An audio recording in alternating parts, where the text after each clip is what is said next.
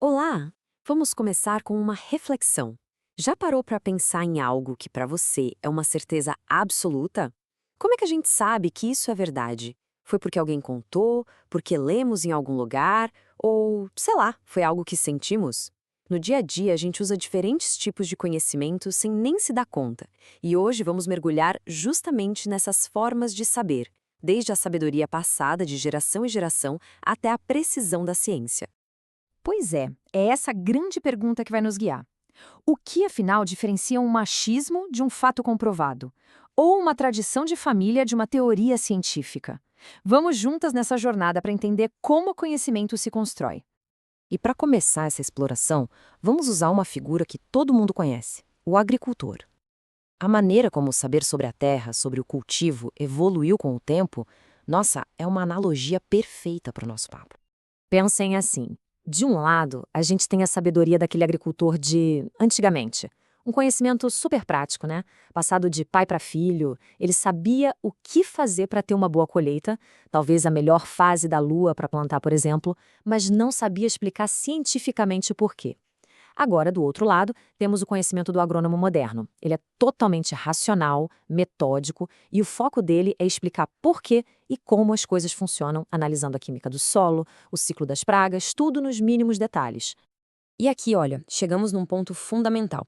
Aquele conhecimento popular do agricultor antigo, ele pode estar certíssimo. A questão central aqui não é se algo é verdade ou mentira. A chave de tudo é como chegamos a essa conclusão. É um método, o caminho que a gente percorre, que traça a grande linha divisória.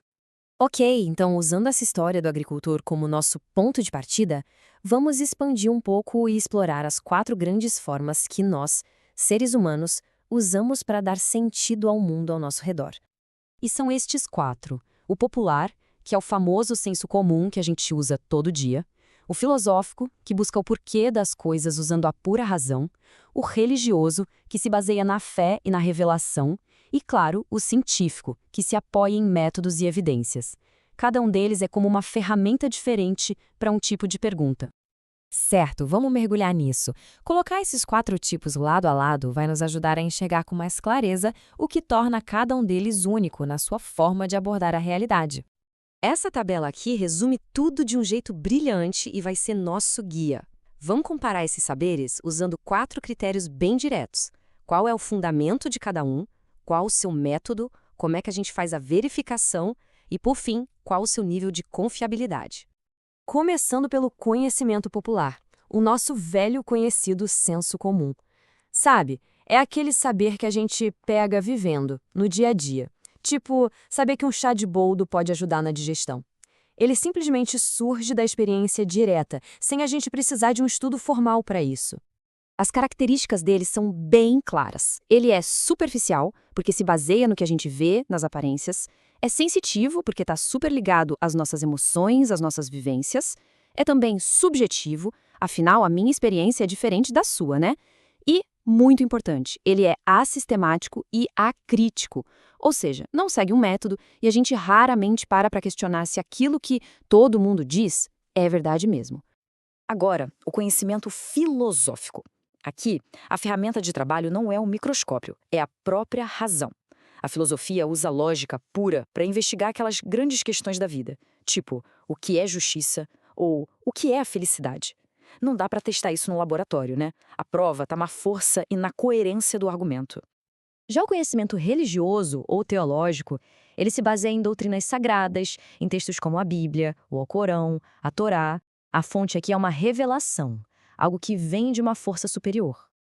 E por isso, suas verdades são consideradas infalíveis e não são colocadas à prova. A validação vem pela fé. Então chegamos ao conhecimento científico.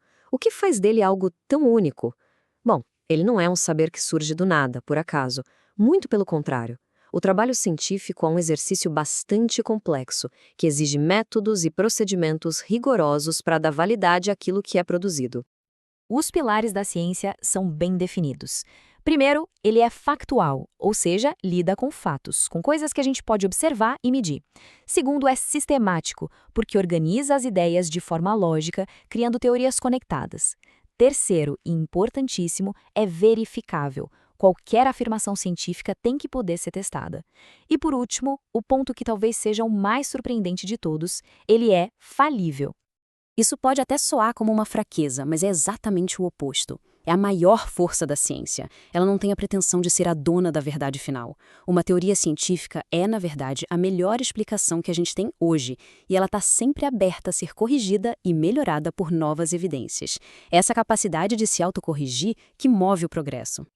Bom, depois de ver todas essas diferenças, especialmente no método, a gente pode acabar pensando: será que essas formas de saber vivem em pé de guerra? A resposta que a gente vê na vida real é que não. Elas são apenas formas distintas de lidar com a complexidade da vida e podem sim coexistir numa boa. Pense só, uma cientista, por exemplo, pode perfeitamente ter sua fé, seguir uma filosofia de vida e no dia a dia usar o bom e velho senso comum para resolver as coisas. Uma única pessoa consegue navegar por todos esses mundos. No fundo, é como ter uma caixa de ferramentas. Ninguém usa um martelo para apertar um parafuso, certo? Cada tipo de conhecimento serve a um propósito. Responde a um tipo diferente de questionamento que a vida joga na nossa frente. Isso nos traz de volta para o nosso mundo agora. Na era da informação em que a gente vive, entender essas diferenças não é só uma curiosidade acadêmica, é quase uma ferramenta de sobrevivência. Saber distinguir um fato científico de uma opinião, uma crença de uma evidência, é fundamental. A reflexão que fica é: qual ferramenta de conhecimento estamos usando em cada momento da vida? Fica aí a pergunta. Até a próxima!